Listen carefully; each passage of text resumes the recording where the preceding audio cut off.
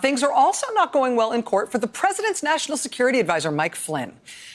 This has sunk into the background a little bit, but Trump national security advisor Mike Flynn is still awaiting sentencing for his crimes. He's due to be sentenced next month. And as we have covered a few times on the show in recent months, Mike Flynn traded in his old lawyers that he used to have, kind of normal lawyers, and instead he got lawyers who decided to go full Fox News, deep state conspiracy, storm the state, like storm the skiff nutball in their defense, to the point where they're now claiming that Mike Flynn didn't mean to plead guilty after all, that he's totally innocent, he was framed.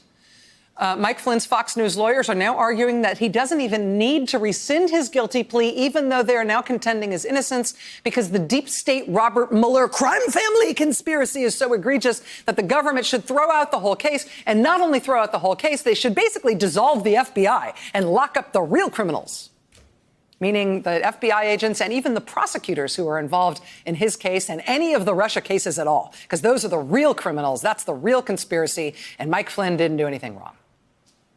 That's been the basis of Flynn's new defense as he heads toward his sentencing. Today in court, the government released a whole bunch of information about Flynn's case that has been previously secret, but it's been questioned by Flynn's new defense. Flynn's new claim that even though he did plead guilty and admit in court that he lied to the FBI about his contacts with the Russian government, his new claim is that he didn't really mean it, that guilty plea was an error, he was trapped into it, he was framed. His new Fox lawyers have been claiming that he was set up, even though he pled guilty. They're saying that the FBI lied about the fact that Flynn lied to them and that they thereafter somehow hypnotized him into admitting that he lied anyway, even though he didn't. It's all very weird, honestly. But Flynn's new defense, part of it, has been that the notes the FBI relied on to say that he lied, right? That was the felony for which he pled guilty, which he's awaiting sentencing on now. They're saying the FBI notes that show that Flynn lied were forgeries, that they weren't real notes, they were doctored to frame him after the fact. And so Flynn's defense has demanded that the FBI release these notes, release the evidence that would prove that this has all been a big frame-up job. Well, today, this is what the FBI and prosecutors released, and it's kind of amazing. Quote, on January 29th, 2018, the special counsel's office received an email stating that a member of the media had received information that blank, somebody whose name is redacted, told the Office of Inspector General that FBI Deputy Director Andrew McCabe pressured, blanked out name, to change the 302 form documenting the interview of Michael Flynn. So the special counsel's office gets notice that a member of the media had received information that McCabe had pressured somebody to change the FBI interview notes documenting Michael Flynn lying to the FBI. Quote, after being advised of the identity of the interviewing agent and the nature of the interview, blanked out name, provided the following information. Number one, Andrew McCabe did not pressure this person to change the 302 documenting the interview of Michael Flynn. Number two, no one at the FBI pressured this person to change Michael Flynn's 302. This person did not tell anyone that McCabe or anyone else at the FBI pressured him to change the 302. Also, this person has no information on any pressure to change the 302. And finally, this person believes that all of the information in the 302 is accurate. It's government lawyers responding today to Mike Flynn's conspiracy theories saying, nope. There's been a theory advanced in the right-wing media that all of the documentation about Mike Flynn's felonies, right, it was all made up. It was all forged. And the FBI knows it, and they just have to come clean about it. But this is the FBI now saying, no, we've sort of gone through this. We've gone back and looked at it because of these weird allegations. And it turns out, nope, Mike Flynn definitely lied about his conversations with the Russian government, which is what he pled guilty to. And no matter what you might have heard about this on the Fox News channel or out of the custom antenna you've plugged into the Facebook machine to give you the signals, in a court, you still actually have to prove stuff. Because of the growing insanity of the Mike Flynn defense, more than ever, I think it's reasonable to be on pardon watch when it comes to Mike Flynn, because clearly Flynn and his lawyers are not playing his case to try to win in court now. The court filings they are making now are bonkers. And so they are playing this now not to win with a judge, but to win instead on Fox News with an eye toward winning with the president. The presumption is they're playing this now to try to get Mike Flynn a presidential pardon. And there is some recent evidence that, in fact, they've got Fox News coverage of this increasingly insane Flynn defense theory. Here's something I want you to keep an eye on, though. The very first time that we, the public, had any inkling that Mike Flynn was going to be in legal trouble, well before the charges against him were brought, well before he was fired from the White House, the very first time we had any sign that there was going to be trouble with Trump's national security advisor was actually a column in the Washington Post by a very connected, very well-sourced columnist named David Ignatius. I remember the sense when I first read that column back in January 2017, there was kind of a bolt from the blue. This is what Ignatius said. He said, quote, retired General Michael T. Flynn, Trump's choice for national security advisor, cultivates close Russian contacts. He has appeared on Russia Today and received a speaking fee from the cable network, which was described in last week's unclassified intelligence briefing on Russian hacking as the Kremlin's principal international propaganda outlet.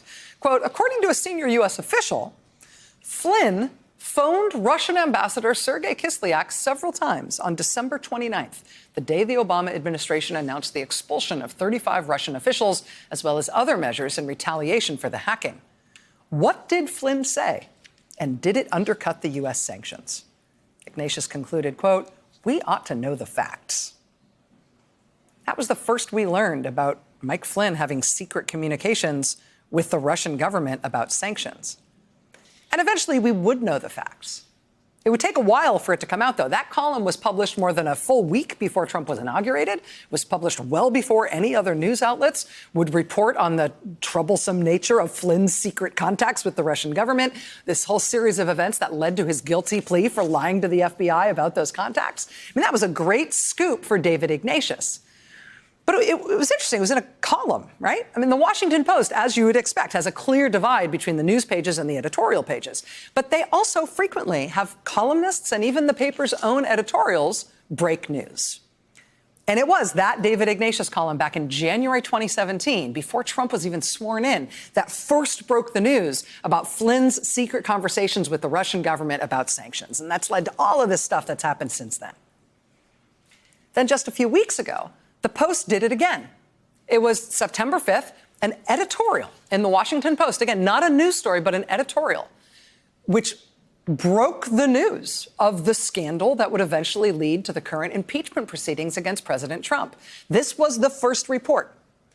September 5th, this year, editorial page, Washington Post. You see the headline. Trump tries to force Ukraine to meddle in the 2020 election. It's an editorial, but they just nailed it news-wise. Quote, Ukraine's new president, Volodymyr Zelensky, has so far failed to win the backing of President Trump. Not only has Mr. Trump refused to grant the Ukrainian leader a White House visit, but he has suspended the delivery of $250 million in U.S. military aid to a country still fighting Russian aggression in its eastern provinces.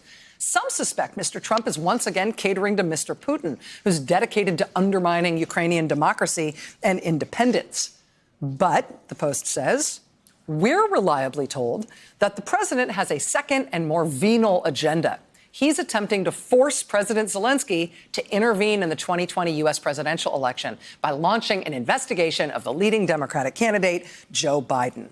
Mr. Trump is not just soliciting Ukraine's help with his presidential campaign. He is using U.S. military aid the country desperately needs in an attempt to extort it. And the Post went on in that editorial to note that the case against Joe Biden that Trump wanted investigated was, quote, bogus on its face. The Post also noted that the White House had advanced unconvincing explanations for its reticence toward behavior thus far. But they then concluded with this.